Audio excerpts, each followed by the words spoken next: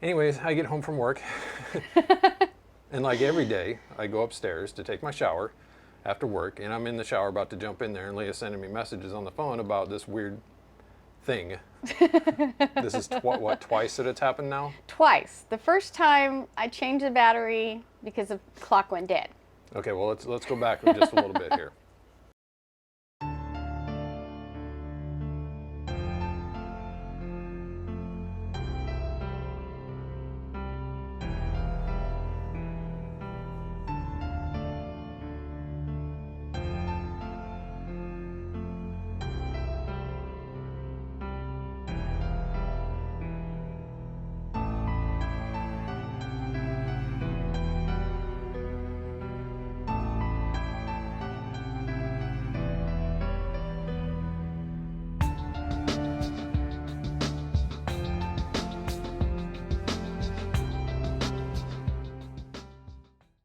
So she sent me a message as I'm about to get in the shower, so I kind of ignored it, and I looked at it when I got out of the shower, and it's basically, we have a clock that's in our bathroom downstairs that hangs on the wall, and I guess I'll put a picture of it here. It hangs on the wall, and the battery died, what, about a week or so ago? Probably about a week or so ago. Okay, so it's been about a week since this battery died. So if you want to just basically tell, like, kind of what led up to the first thing. Well, when the battery died, I took it out, but I didn't have any of the, the disposable batteries. So I took one of my equipment batteries and stuck it in the rechargeable ones. And I came down, stuck it back on the wall like I normally do, clean up the bathroom, go about housework. After you came home, I went back in the bathroom, and I hadn't been in there for a while. And the clock is sitting on top of the towels, just laying there with no battery in it. So the towel's in relationship to the clock. I'll put another picture up here. If you're looking at the wall where the clock is, the towels are about 1.5 to 2 feet to the right, and they're up on a shelf, kind of eye level. Kind of eye level, yeah. So the clock would have had to have been picked up off the wall physically and set down on the towels. Otherwise, it would have just fallen onto the floor and probably broke it. Maybe. So, I mean, it's plastic, so. Anyways, so basically what had happened is the clock was taken off of the wall, laid on the towels, and the battery was gone. Yeah. The one that you had just put back in it. Yeah, and I know it was charged, so. Okay, so we're back to where we are today. The clock is once again off the wall and sitting on top of the towels, but is the battery still in it? No, the battery is taken out of it and laid next to the towels. But this is also a different battery, because when the rechargeable battery disappeared, when I found it that way the first time, I never found the battery. It just completely poofed out of existence. So it's gone. It's gone. But I don't know where it is. This time, the spirit or entity or whatever it is in the house. Now, we need to put this here right now that this is not an evil spirit. We have never had the chills from any of this. We have never gotten a feeling of dread or nothing like this. This is just like something that's in our house that does these little things every now and then. So it's kind of a Loki kind of thing, kind of it kind of does weird stuff and practical jokes and things like that. So where we're at right now is this thing had taken the clock back off the wall, and this time it didn't throw the battery away. It just laid it next to it. And this we'll have to show the back of the battery thing. It's not one of those that just falls out. Yeah, it's one of those you have to push to get out. Yeah, it's every single clock that you can buy at a store. It comes with those. They all pretty much have the same little timepieces in the back. With the little motor fork, with the double A in the bottom. Battery. Everybody's seen those things. You turn the wheel to adjust the time. So anyways, we're back up to this point where the clock, this has happened twice with the clock. So let's go back a little bit. Now we can go back to the very beginning, from when we first got the keys to this house, because we bought it. It's almost a year now. So we're in the house and we're going around doing usual things. When people buy a new house, we're checking the plumbing and tightening things up and hanging curtains. Yeah, we're hanging curtains and we're putting up blinds and stuff like that, because everybody's got to have that kind of stuff done. And I had come down the stairs, and Leah was standing kind of in the dining room there. And when I came down the stairs, I was standing there talking to her, and about, I don't know, 10 seconds into the conversation, we heard footsteps follow me down the stairs. Yeah, and we know we were the only two in here, because we had just gotten the keys and we brought all the tools and everything to put up curtains and everything else. So that was kind of a funny thing. And I remember when I go, "Did you hear that?" And you said, "Yes, I heard that." And we were both like, "That was that was her reaction." Yeah, She my was reaction excited, was yes. excited that our house is like haunted or have paranormal activity and stuff. So, Well, this house is over 100 years old. yes, So it's over 100 years old, and we know who owned the house when it was brand new. We already have her name. We went and visited her grave. Leah looked up the name, basically the whole lineage, up until probably about when the 60s or the 70s. well, what I could find was I got the lineage of who they don't know if they actually had the house built or if they just bought the house. But Yeah, it but was the you original basically- owners, and it went up to probably about World War II, and then it changed hands a lot of times after that. Basically, as far as I could get, is the original owners to start with, and this place has had many Probably different changes. hundreds of residents in this house because it was a rental for a long time. It was a It's rental. big house. It was, well, the original lady, when her husband died, that owned the house, turned it into a boarding house for businessmen here in Yakima. Right. And you know, he had lots of people coming in there. And then she had a lady that was running it for a while she lived in the house next door to us, which used to be part of this property as well. Well, we can do another video on like the history The of the history, house. yeah. At any rate, there's been many people that have lived in this house from the beginning. I'd say the original owners probably lasted 20 or 30 years in their possession. And then after that, the history of the place gets kind of scattered. Yeah. And it's a bigger house, so at one point in time, it was divided up into 2 apartments. So there was a lot of people that came and went from this place. We don't know if any deaths occurred here. We have no idea. We suspect that the original owner died in this house, probably. At least on the property, if not Because in he this house. was living in this, he was living here when he passed away. So chances are he passed away in this house. But she went on to do other things, and there was a lot of different tenants and everything else here. Plus, there was a small business of some sort here at one time. At one point in time. So, anyways, when we moved into this house, before it was refurbished by the owner that we bought it from, she was basically just like somebody who I think inherited the house. Yeah, but it She was in didn't really probate for a while, She so didn't really want nothing to do with it, so I think she just had somebody come in here and kind of remodel it, fix it up, and put it on the market. It was up for rent for a while before we bought it. But before that, it said abandoned for a long time. It was abandoned for a long time. So, you know, boards on windows, run down, ugly looking weeds in the yard, the full blown ugly haunted house looking place. And I remember riding past here on my bike several times, just glancing over and thinking, hey, that'd be a pretty cool house if it was fixed up. And then, you know, several years later, here we are. Yeah, you know, exactly. we own it. So going back to the beginning, the footsteps coming down the stairway, when we first started moving in here, there have been several other things. We have like this weird, we have what is that thing? EDI. An EDI meter. We have like this weird channel of electromagnetic activity that kind of goes static that goes from Leah's office back over there to this corner of the living room over here. And it's really kind of weird because you can walk it around and it's almost like a tube that goes kind of at an angle down through towards the front door over there. So that's really strange. We have these little light up balls like everybody's seen before, the little cat toys. Those things will sit on the floor and they'll just activate by themselves sometimes, but it's not always. So we know, I mean, we don't think that they're just malfunctioning because they'd probably be doing it right now. I mean, they're turned on, they're just sitting there. So we have also another little, it's a door that leads to underneath the stairs. It's right back behind the camera over here. Yeah. That's an old door. It's probably only about maybe 6 feet tall. So it's not a full height, you know, modern door because they were shorter back then. And we know this for a fact that people weren't, they would just, you know, probably average height of a person was probably around 5 foot back in the, you know, the turn of the century and stuff. Because all the furniture, when you go to antique shops, they're all tiny. It's all tiny furniture. Yeah. And you go into older homes, and unless they were extremely wealthy, the door heights were shorter and ceiling heights were shorter. But this little door back over here, it likes to come open by itself. Yes. I don't know how many times. We'll just be sitting there and pop. And it's not a case of air pressure because in this house, we only have basically, we have like central heating through heating ducts and stuff, but this will happen like during the summertime when it's not running. So it's not a case of like, you know, vacuum pulling the door open or something like that, because we can close it and latch it and we'll be sitting there just doing something and that door will pop open.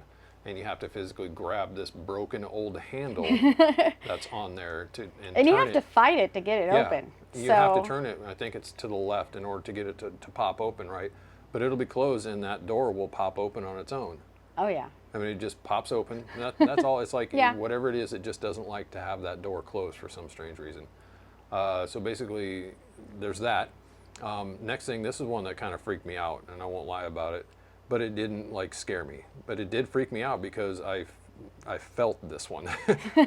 This is a really good one. I'm laying upstairs in bed going to sleep, and I think I had probably just dozed off. And something kicked the bed hard enough to move the whole entire bed and wake me from my almost sleep. Well, so I mean, I thought that was I've like had really that a cool. couple. We've had that a couple of times though, because since he had that experience, there will be times, and I kind of tease him. I tell him that the spirit doesn't like his snoring because sometimes he'll be snoring, and I will get a bump on the bed, like something bumped the bed, like to get him to stop snoring. And I always tease him that, oh, it must not like your snoring. So. Yeah. So anyways, we have weird stuff. Can you think of anything else that's... The drawer in my office, I have a file cabinet that the latch is broke on the for locking it, so it just kind of sits there in the corner, and it is popped open about like that all the time, but it's not sitting where it should open all the way. I mean, you'd have to pull it to get it to actually, for the whole file cabinet to come out. Right. And I, several times, especially if I'm busy doing business stuff, and I've had to get in there a few times, to pull out important papers and stuff like that, I will come back to put the papers away, and the drawer's already open for me. Yeah. So it's just a bunch of weird little things. It's really cool stuff. It's nothing, like, and sometimes when you walk into a place that people have told you is haunted, and, just planting that little bug in your head will make you kind of pay more attention. And a lot of places you go into will have paranormal activity. You will feel this feeling of dread. And scary things will happen. Or heaviness to it. Yeah, and just when simple things, and we've all had this happen before, like when something really creepy happens to you and you get that cold chill that washes over your body. This isn't like that. This is just things that happen around here, and there's no negative feeling to it whatsoever. Oh, like the light bulb. That was one we need to mention. You're right. Just the other day. So real quick, our refrigerator light bulb burnt out, and it's a smaller, incandescent bulb. Appliance bulb, but it's kind of a blue tint. I don't know why it is, but I've never seen one before. And it's not even an old refrigerator. But anyways, I took it out and replaced it with an LED bulb, and I had set it down next to the television in the dining room, and I kind of put the chrome kind of, the threaded part, I propped it back in behind the legs of the television so it wouldn't roll off onto the floor. Yeah. And then the other night, when I'm walking back into the dining room from the kitchen, I hear this unmistakable sound of glass tapping on wood. And when I get into the dining room, I look over at that light bulb, and it had been pulled out from behind the leg of the television and dropped down onto the shelf in front of the TV. Yeah. I mean, if I would have just had my head turned the other direction, like 2 seconds before that, I would have totally saw that happen. Yeah, but we've also, it's like the balls, like I said, I'll be doing dishes, and the balls are on, I put it on a mirror off to the side so I could see when they'd go off. And there will be times I'm doing dishes, and I'll see the flickering, and I'll come in and I'll walk over to see, not a cat in sight. In fact, I have a small little clip of me showing the cats are all in the kitchen with me, and then coming out here, and the balls are going off. Right. I also have orbs that go around, pick up orbs, and I've actually seen one that I actually physically saw and didn't know if I caught it.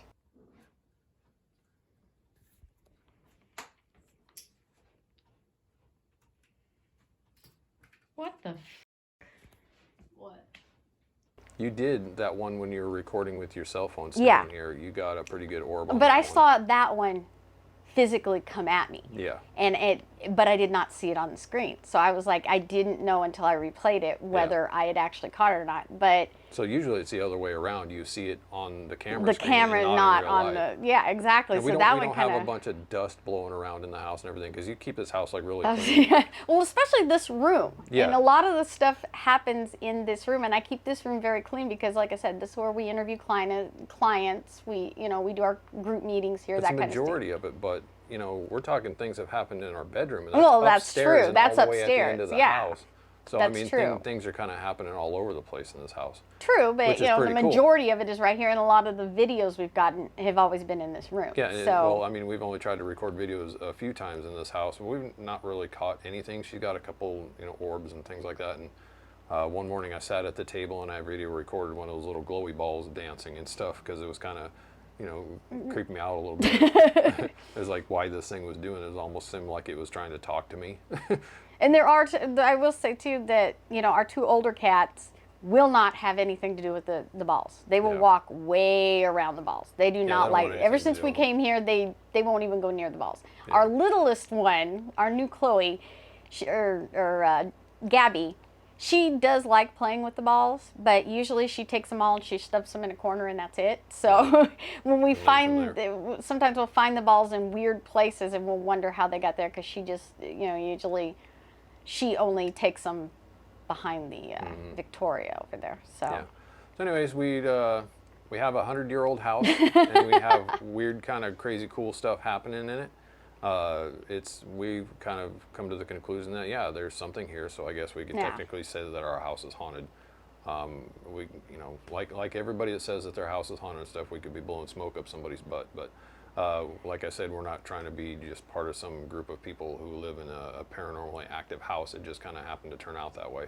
And it seems the longer that we're here, the more kind of cool things that happen. So hopefully we'll be able to like fully catch something on camera one of these days. You that's know, that's like what I kind of want to substantial. do. You know, I've got we do the trail cam we do sometimes, the trail camera at night, but you know it's but picked it's up hard to pick up stuff. little orbs or the cat Yeah. tail or something like that. But I mean it's something that like pretty much every television show or paranormal channel on YouTube, they show orbs and stuff like that. And because I know how cameras work, there's dust particles floating around in the air Yeah. that are picked up on infrared that you would never see with your just naked eye. True. Those things are real, so they can reflect off the light being emitted by the camera from the infrared light, and they can look like an orb. They can act in weird ways. We don't really believe in orbs unless they are orbs. Yeah.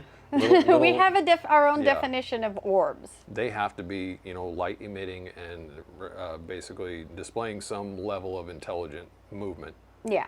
I mean, just something going across the screen, it's whatever. Yeah. It's dust particle. Dust particles, smoke, bugs. There's many It's like things back you can in the early 2000s, wisps were a big thing. You remember that?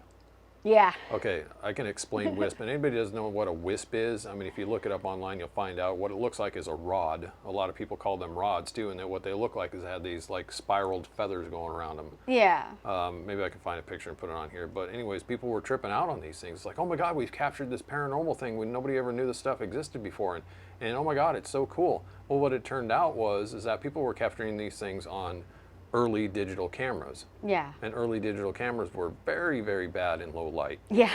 So it was a combination of a very slow frame rate and probably infrared because people were playing a lot with night vision back then. Yeah. That these were basically just bugs with wings, and the way that the camera captured these things is It while looked they were in weird, flight yeah. and in movement, and it was basically their wings flapping up and down, and what the camera would register as a long rod with these kind of Yeah, curly because they're things going quicker than around the it. camera frame, Yeah, frame it at was that time. it was basically blurred camera frame. Yeah. It was early 2000s digital camera, just really kind of digital primitive technology because they're nowhere near what they are like today. Yeah.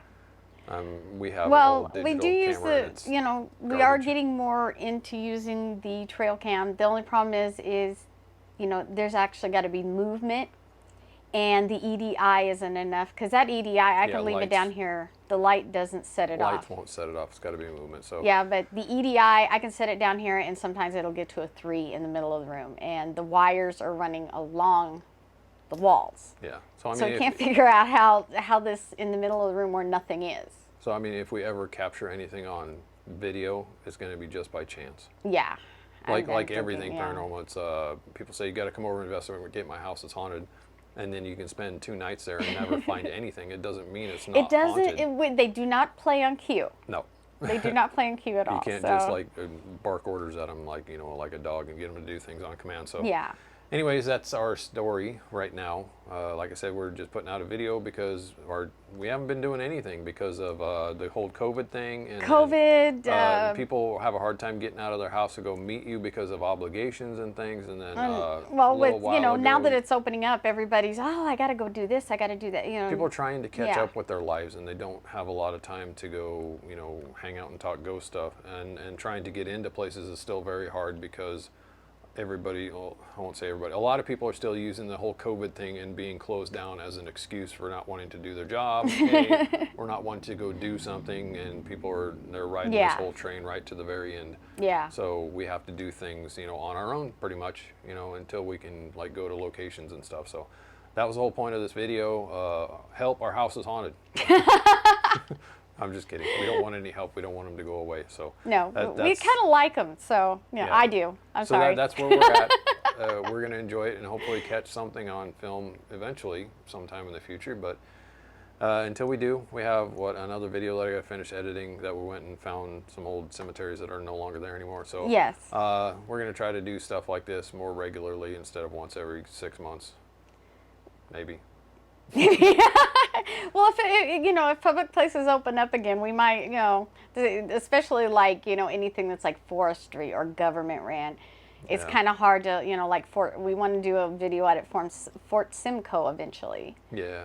with A lot of the people are Graves area. But a lot of those places, you're still going to need a discovery pass. You're still going to have to wait until they open, And so, a lot of people are just really skittish about the whole COVID thing. It's like yeah.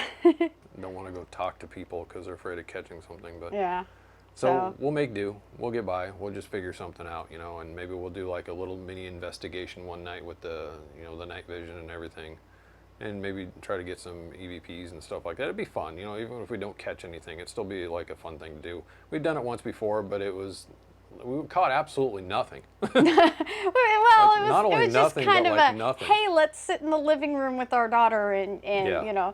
So we're gonna have to stay up until like midnight, 1 o'clock, 2 o'clock. yeah, in the it was like morning 8 one of these o'clock at nights. night, so Yeah, it was early, so and it was in wintertime, so we'll try to do something like that, but we'll figure some stuff out. But to all our 72 subscribers, thank you guys for being subscribers to us, and we'll hope to put out more content. And there's probably like at least 3 of you that's going to watch this video, so thanks for watching. Yeah. If you made it all the way to the end, if you haven't subscribed, go ahead and subscribe, and do that just because we want more people to watch our stuff. We don't care about making money or being overly popular or stuff like that. We want to. Like, I don't want to be. community. I really don't want to be popular. Well, don't really. say that because we just want to be part of a community, and if people want to join in and chat back and forth and stuff and talk about things and stuff like that, that's really kind of just what we want to do this for Yeah.